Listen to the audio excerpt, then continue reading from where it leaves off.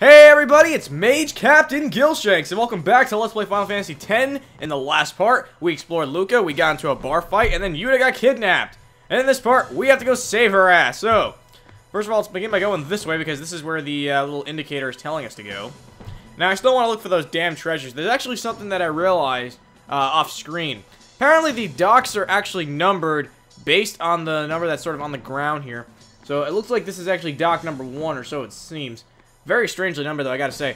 Now, the treasures that I was looking for are in Dock 4, so at least now I have sort of a better clue as to where to find them. Of course, we're gonna be interrupted by a little bit of a sequence here, so maybe after this we could actually go and look for those treasures. If not, oh, fails. You can always come back to this area later, in all honesty, so I'm not too worried about that. Okay, so now we have these little robots here. Now, whenever you're fighting against Al-Bhed, or whenever Al-Bhed are nearby, chances are you're going to be fighting these little robots, because Al-Bhed tend to like Machina. That's going to be an interesting plot point later. And Lulu is going to be your key player in this battle, most definitely. So first things first, you kind of want to whack away with Titus and Kimahri here. They're not really going to do a lot of damage, so that's why you want to save Lulu for the time being. Now, I don't think you can learn anything with Lancet, so I'm just going to use a regular attack here. Now, with Lulu, you want to save her overdrive, because I built that up all the way back in Besaid. And I did that for a reason, just so I wouldn't have to do it here. Or in Killigan, for that matter. And now, once you've done that, we're going to close in on this guy, and we're going to attack. Yes, let's do that. Let's kick this guy's ass. Alright, so let's do that. There you go, so that bastard went down. And that's probably the last battle with these guys I'm actually going to show, because they were new enemies, so I wanted to show them, but there's really not much going on. So we got an X potion and a high potion out of them. I'm curious as to what we would have gotten for an overkill, but there was really no way to get an overkill without maybe like doing the overdrive, and again, I want to save that for an upcoming boss battle, because I like to plan. What can I say? I like to plan things, especially when doing a Let's Play of a game I've played before. I like to have things planned out. Now, I'm actually going to skip this, because this is going to be an entire wave of these guys. Probably about 6 of them are going to fight, so hang on just a sec. And once again, we were rewarded with, wait a minute, what dock is that? This is dock number heart? What the hell is that? Is that a 3? That's a very odd looking 3, I gotta say. Alright, so we're just gonna keep going this way now, because I'm just looking for dock number 4, damn it. I know we are going to find it. It will be glorious when we finally do. But we have more of these assholes first, so hang on just a sec once again. Okay, we're back, and we have a little bit of a cutscene. I actually don't think anything's gonna be going on in this cutscene for real. Just showing a little bit of the game in action here. Or maybe I'm completely wrong about that. I don't even know. The Aurochs are keeping the score tied with hey, what do we know? It's somebody doing a commentary. That's exactly what I'm doing. I'm doing a commentary over this other guy who's doing a commentary over a game. Who would have thought? And on top of that, it's a game in a game too. So it's like two Inception jokes like all at the same time basically. That's kind of weird. I don't even know. Hang in there, Waka. Hang in there, Waka. The star player of the Xander Knabes, he would be there with you, except for the fact that we let our damsel in distress get captured. Ultimately making her the damsel in distress that I just called her. He won't last. Waka's always like that. And Lulu just has so much faith in him. Let's go. Poor Waka. Alright, so enough of that shit. We are in dock number 4. Interestingly enough, this is where our treasure is, and this is also where we need to go? Interesting. Well, let's see if I'm looking for those treasure chests. As we're in the cutscene, I'm looking for those treasure chests that we need to pick up. I can't believe I spent 2 videos looking for 2 particular treasure chests. I really, really want to pick them up, because I think I skipped them last time when I did this challenge, and I'd really like to actually have them this time, just for the extra support. So, now we're on another Al-Bhed ship. And you'll notice this actually looks a lot like the Al-Bhed ship where we were first rescued at the beginning of the game. I believe it was in part 3 or something like that. And we have a little bit of a boss battle, and I probably should have healed up beforehand, but I never think to do these things. Not even just when I'm recording in general, I always forget to do things like that if there's no save point nearby. So, I believe this guy is called the Obliterator or something like that. Very strange name. Look at this guy, he's like a giant blender. It's like, damn, dude, he can make like a gigantic milkshake for you. Now, you'll notice that if you try to use the crane, it's not going to work because it needs some power. So for the time being, I am going to just simply attack him. And strangely enough, Titus actually does a lot of... Oh my god! He does a lot of damage when you do that. But unfortunately, he is going to counter. So for the time being, what I actually want to do instead of attacking, I probably shouldn't have done that. I'm going to defend with Kimahri. Now, what you want to do is have Lulu hit the crane instead of him. Because once we hit this thing 3 times with thunder, we're going to power it up a little bit, and then it's going to do a lot of damage, and then from there on, I don't think he's going to actually counter our attacks anymore. Because for the time being, he's going to counter our attacks, so it's going to suck ass. So once again, we're going to defend with these 2 guys here, our strong warriors. We're just going to have them, like, you know, chill out. Oh my god, somebody heal Titus. But first things first, Lulu has more important things to do than that. So now we actually have something for the other 2 guys to do during their turn. We're going to use a potion here. There you go. Alright, so for Kamari, first things first, I actually have almost as many high potions as regular potions, but still, I want to save the high potions for now. So we're going to heal up Titus a little bit just so he can actually survive the next wave of attacks. Actually, what the hell am I doing? Why am I defending with him when I should be healing Lulu? I don't even know what the hell I'm doing, guys. Jesus! Okay, and I'm going to use one more potion just for good measure on Titus here. Thank you. My god, I was waiting for Lulu to get her next turn. Now, hopefully this is the last time we actually have to do this with the crane. Is it vibrating? Yes, it is still vibrating. That means it's on. Excellent. So, now we're going to use the crane because I guess Titus is the only one standing close enough to actually do it. And this should do a ton of damage to the boss, so which is always a fun and nice thing to do. And this is what I meant before when I said that, like, you know, we're going to be encountering a lot of boss battles, and a lot of battles in general, where you actually get to interact with the environment while you're battling, and it sort of, it gives like a nice, you know, additional effect.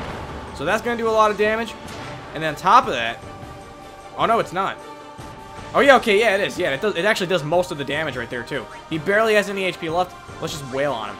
Now, I'm actually going to save, if Titus gets the next turn, well, actually he didn't anyway, so I don't have to worry about it.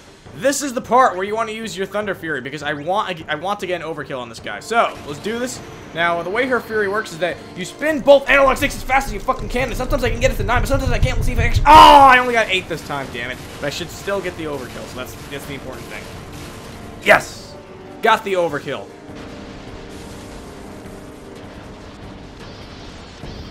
And the bitch went down! Yeah!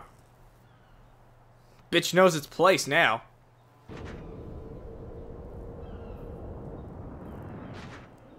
And then out just walks Yuna, and that guy just falls over from sheer embarrassment, I guess, or I don't even know what. And he was just like, "Here I am, guys! I'm fine! Thanks for saving me! I don't know what I'd do without you!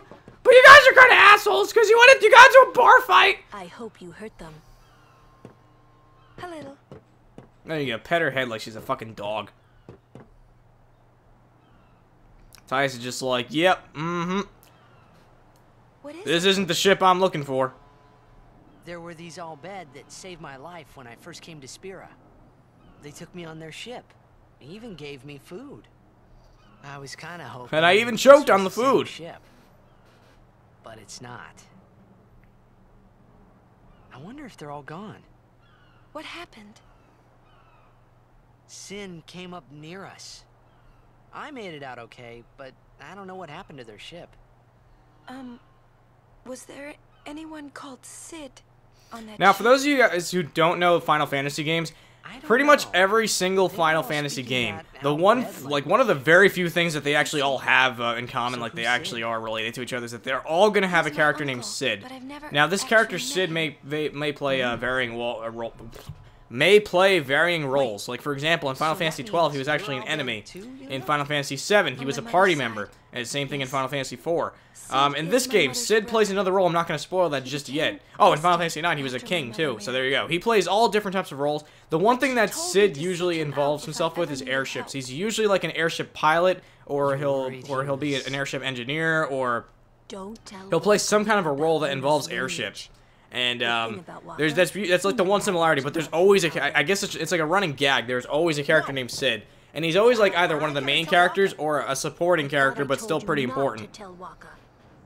The game. Oh.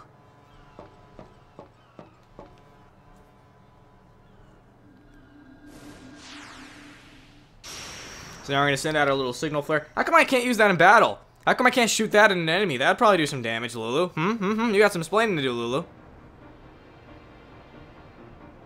And Waka's just like, yes!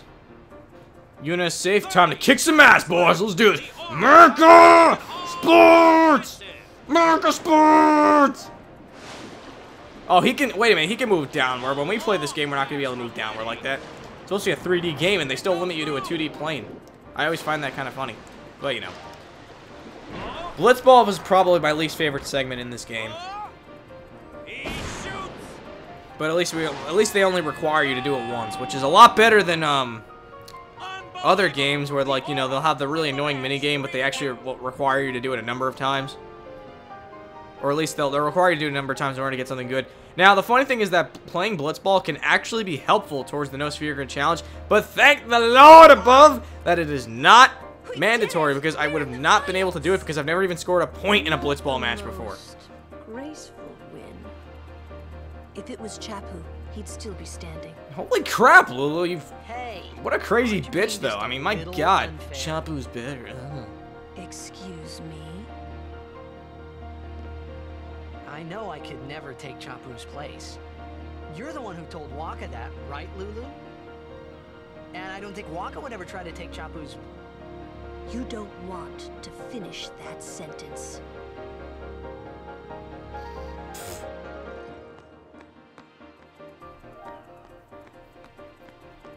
Okay, we're back. I'm sorry for that cut, but I went over there to explore this area and see if I can find these chests. I went through this entire area just now, spent a couple of minutes just hitting X everywhere I went because you can't see the chests on screen, so I figured they were probably behind some of these cargo boxes. I cannot find them here. Now, I'll admit, I did look up a guide that said that these two chests were in Dock 4, so I'm assuming they're here. I don't know where else they would be, but obviously I didn't get these last time because I don't even know where they are. So, obviously, it can be done without these two chests. I will say that if you can manage to find them, you'll find an HP sphere and a magic defense sphere. Now, these actually can come in handy for later, and I already know how they can come in handy, but I was able to do it last time without getting these two chests, so I really don't want to spend all day doing this. If I manage to find where they are later, or if someone can actually point me into the direction, feel free to, and then I can come back later and get them, just for the sake of showing them off. But for the time being, we have more important things to do, because there are some things I want to do in this video before we end off. Because we're almost pretty much getting time for the... We're almost getting time, wow. It's almost time for the game, and I want to make sure that, I take care of all this, you know, leftover preliminary crap before we actually do that. Alright. So I'm going to save real quick right here. So we're going to come down to the locker room here. And, it's almost time to switch.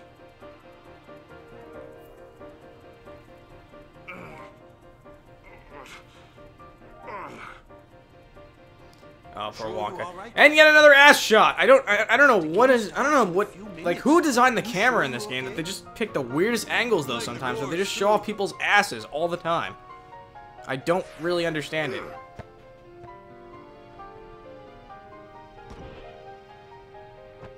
Miss me? Oh, look at that, Titus. You have to make, like, that dramatic entrance, you bastard. Lady Yuna, are you okay? All this because of me. I'm sorry. I'm so sorry.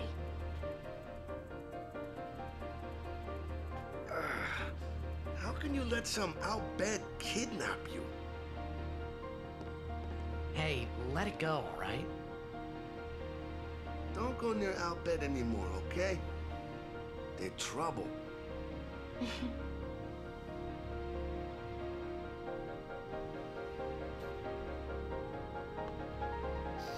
Now, you'll notice over time that Waka really doesn't like the Albed. I think he's already made that pretty clear. But for the time being, I don't want to end it here just yet, but I'm afraid... No! I actually didn't want to end it here just yet. Well, actually, I guess I can't end it right here. But you'll notice that for the time being, he really does not like the Albed. And there's going to be a lot of connections you'll easily be able to make. For example, Waka's very religious. The religion states that you can't use Machina. The Albed use Machina. It's, you know, you can draw a lot of parallels between, sort of this game and real life when you have, like, sort of, like, over-religious zealots and they, you know, they really have things against sort of progressive thinkers, so to speak. Not to get too political, but that's sort of the connection I've always made. Now, the next major segment is pretty much the big game, so I'm going to save that for the next video because otherwise this will be like a half hour long. So thank you guys for watching. In the next part of Let's Play Final Fantasy X, we are going to join in the big game ourselves, because now that we've won the first round against Albeg Sykes, even though we didn't actually have to do it, we're going to go into the finals, and I'm assuming we're going to go against the Luca Goers.